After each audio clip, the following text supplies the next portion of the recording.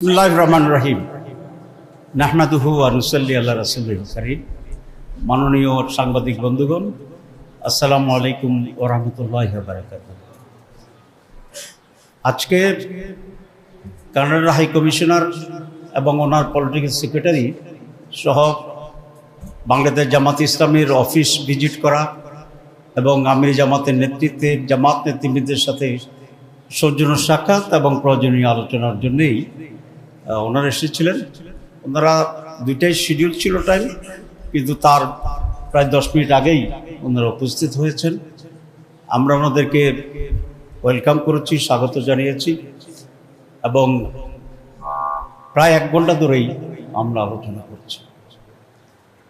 সেখানে কানাডার বিষয়ে, তাদের পলিসি ইত্যাদি নিয়ে কিছু কথা হয়েছে, কিন্তু অনেক বেশি কথা হয়েছে বাংলাদেশের ব্যাপারে। ওনারা বাংলাদেশে অনেক ইনভেস্টমেন্ট আছে বলেছেন, আমরা এটাকে এনহ্যান্স করার জন্য করছি। কানাডাতে এখন অনেক বেশি লেখাপড়ার এবং কাজের সুযোগ আছে। আমরা বাংলাদেশকে অগ্রাধিকার দেওয়ার জন্য ওনাদেরকে রিকোয়েস্ট করেছি এবং ইন প্রিন্সিপাল ওনারা এটাতে অ্যাগ্রি করেছে।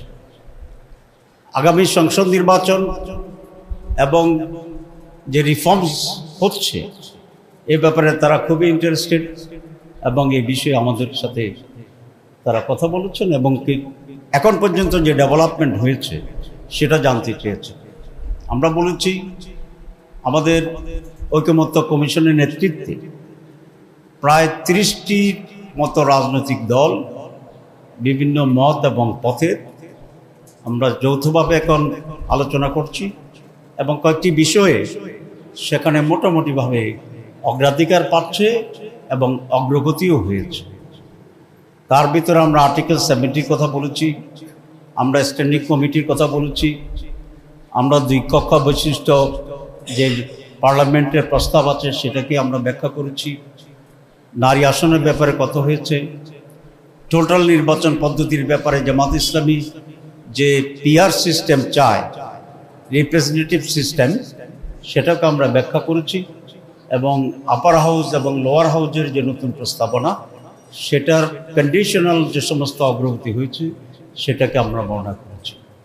আমরা বলেছি একটা বেসিক চেঞ্জ এখানে বাংলাদেশে দরকার, যেটা পাওয়ারকে ব্যালেন্স করবে এবং কোনো একজন ব্যক্তিকে এখানে একনায়ক অথবা ফ্যাসিস্ট অথবা ডিক্টেটর হওয়ার মতো সেই পজিশনে না যায়। সেটাকে আমরা বলেছি the tenure and the period of prime minister, এবং সেক্ষেত্রে 10 বছরের যে বিষয়টি আসছে, যেখানে প্রায় একটি প্রধান দল ছাড়া উল্লেখযোগ্য সকলেই আমরা একমত হয়েছি। বিএনপিও কাছাকাছি আসছে, তবে তারা বলেছেন যে তাদের পার্টির সাথে আলোচনা করে এটাকে কনফার্ম করবে। আমরা এই ডেভেলপমেন্টও ওনার সাথে জানিয়েছি। আমরা আরেকটি কথা বলেছি যে বাংলাদেশে আজকের পরিস্থিতির যে প্রধান কারণ সেটা হচ্ছে ভোটারবিহীন নির্বাচন, জবরদখলের নির্বাচন। 3টি নির্বাচনেই বাংলাদেশে গত 3টি নির্বাচনেই ছিল এরকম, এবং যার কারণে সংকট এমনভাবে গণভূত হয়েছে যে একটি সরকারের শুধু পরিবর্তনই হয়নি, বিদায় হয়নি, দেশ ত্যাগ করার মতো একটি পর্যায়ে চলে গিয়েছে। আমরা এই ধরনের পরিস্থিতির কোনো রিপিটেশন চাই না, আর আসুক বাংলাদেশে চাই না, এটা আমরা স্পষ্ট বলেছি। আমরা একটা ফেয়ার, ফ্রি, পার্টিসিপেটরি নির্বাচন চাই, যার মাধ্যমে দেশে একটা স্থিতিশীলতা আসবে এবং একটি সুস্থ রাজনীতি ফিরে আসবে। যদি এটা এবার না হয় তাহলে আগের চেয়েও ভয়াবহ একটা পরিস্থিতির সম্মুখীন আমরা হতে পারি। আমরা আমাদের আশঙ্কার কথা বলেছি এবং তারা বলেছে আগামী ইলেকশনকে তারা ক্লোজলি অবজার্ভ করবে, তারা সরকারের সাথে এবং ইলেকশন কমিশনের সাথে আলাপ করবে এবং লেভেল প্লেইং ফিল্ড যাতে হতে পারে নির্বাচনের আগে, আর নির্বাচন যেন সুষ্ঠু হতে পারে এ ব্যাপারে তাদের অবজারভেশন এবং মতামত দেবেন। আমরা আরেকটা কথা বলেছি, যেটা আমাদের দাবি, যে প্রত্যেকটি কেন্দ্রে সিসি ক্যামেরা বসানোর জন্য, শুধু যেখানে সিল মারবে সেই জায়গাটাকে মাইনাস করে সিক্রেসির জন্য, এবং এর জন্য অনেক টাকা লাগবে। এটা হচ্ছে আমাদের গভর্নমেন্ট এবং ইলেকশন কমিশনের একটা অজুহাত যে এত টাকা এত বাজেট পাবো কোথায়। আমরা সেটা ওনাদেরকে রিকোয়েস্ট করছি বাজেট দেওয়ার জন্য, এবং একটি দল যদি একটি দেশ যদি পুরো বাজেট দিতে না পারে, আমরা বলেছি আপনারা কয়েকটি দেশ মিলে একটা কনসোর্টিয়াম করেন ইউএনডিপির মাধ্যমে, এবং এই বাজেটটা আপনারা দিলে ইলেকশন সুস্থ হওয়ার ক্ষেত্রে এটা অনেক ভূমিকা পালন করবে। ল এনফোর্সিং অথরিটির ব্যাপারেও মত বিনিময় হয়েছে।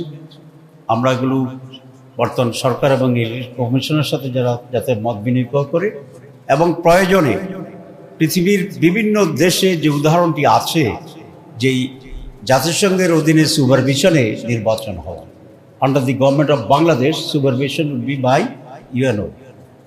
ইউএন। এটা আমরা তাদেরকে বলছি যে আমরা ওকে অ্যাকসেপ্ট করতে রাজি আছি for the sake of the very fair election, এবং একটা রাইটফুল গভর্নমেন্ট যাতে হতে পারে by the representative of the people, true representation of the people. এটা আমরা বলেছি, এবং ওনারা এখানে এটাকে সিরিয়াসলি নিয়েছেন এবং বলছেন যে হ্যাঁ এসব ব্যাপারে আমরা শুধু বাংলাদেশের সাথে না, আরও যারা বাংলাদেশের ফ্রেন্ডস আছে ফরেনার, আমরা তাদের সাথে আলোচনা করব, এবং সবটা মিলিয়ে আমরা একটি সুষ্ঠু নির্বাচনের জন্য যে পরিবেশ দরকার সেটাকে নিশ্চিত করার জন্য বাংলাদেশের সাথে আমরা কাজ করব, আমরা সহযোগিতা করব। এতটুকুই জিস্ট ছিল আজকে আলোচনার জন্য। আপনাদের সবাইকে ধন্যবাদ।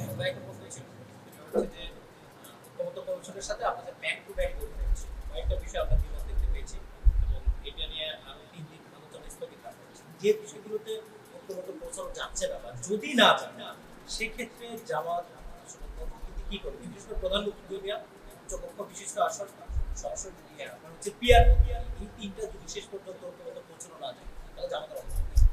আমরা তো এমন দাবিগুলো করেছি যেগুলো জনসম্পৃক্ত দাবি এবং উত্তম দাবি। যেমন পিয়ারের প্রশ্নে আমরা বলেছি যে পিয়ার হচ্ছে সত্যিকার অর্থে জনপ্রতিনিধিত্বমূলক একটি সিস্টেম। কনস্টিটিউয়েন্সি যদি হয় তাহলে একজন 55% পেল, একজন 49% পেল। 55%কে আমরা বিজয়ী ঘোষণা করলাম, আর 49% যে পালো তার এখানে কোনো স্টেক আর থাকলো না। এবং গ্রামের লোকেরা এই কারণেই বলে যে আমার ভোটটা যাতে না পৌঁছে, আমার ভোটটা মানে এটা অর্থহীনভাবে ট্রিট করা হয়। কিন্তু পিয়ার যদি হয় তাহলে each and every votes will be counted, এবং এটা হিসেবে আনা হবে। আপনি 51 পাইছেন, you will get 51% of the seats in the parliament. আরেকজন 49 পেয়েছে, you will get the 49% of seat in the parliament. তাহলে কারো ভোট আর নষ্ট হইল না, সবটাকে কাউন্ট করে নেবে। This is the best representation of the peoples, each and every voter. এটা আমরা এটা ইন্ট্রোডিউস করতে চাচ্ছি বাংলাদেশে এই কারণেই। এটা তো রিয়েল রিপ্রেজেন্টেশন নাম্বার 1। নাম্বার 2, আমাদের অতীতের ব্যাড অভিজ্ঞতা। আপনার কনস্টিটিউন্সিতে জোর করে লাঠি দিয়া টাকা দিয়া ভোট কিনে এমপি হয়ে যাচ্ছে মানুষ, এটাও রোধ করতে হবে। এই রোধ করতে পারবে তখনই যখন একজন লোক দেখবে যে এখানে তার এমপি হওয়ার সুযোগ নেই, সুতরাং যে লাঠি ছোটো কম ব্যবহার করবে, টাকাও কম ব্যবহার করবে। সুতরাং মানি এবং মাসেল এটাকে রোধ করার জন্য PR is the best process. এখন আপনার যে প্রশ্নে আসি সে তখন জামাত কী করবে? আমরা এই সমস্ত মৌলিক বিষয়ে যদি ঐক্যমত্য কমিশনে একমত হওয়া না যায়, তখন আমাদের প্রস্তাব হচ্ছে এগুলোকে গণভোটে দেওয়ার জন্য। কারণ তখন জনগণই মূল সিদ্ধান্তকারী বডি। ধরুন 10 জনে বললো ইয়েস, একজন বলছে নো, তাহলে আপনি কি করবেন? নিয়ম অনুসারে তো ইয়েসটাই পাস হয়ে যাওয়া উচিত, কিন্তু ঐক্যমত্যের যে অ্যাটিটিউড, তারা সবাইকে এক করে কনসেনসাস হলেই মাত্র রেজাল্ট করতে চায়। This is not a very proper policy. তো যদি সেক্ষেত্রেও এটা পার্থক্য রয়ে যায়, আমরা গণভোটের আয়োজনের জন্য আমরা প্রস্তাব করেছি। লেট দি পিপল ডিসাইড তারা কি চায়।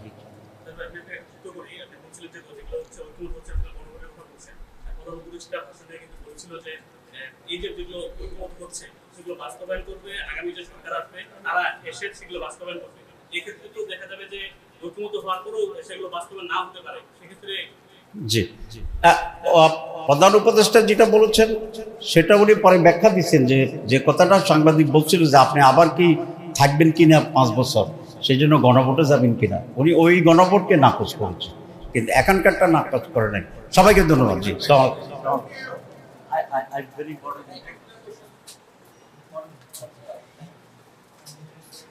সেটা কি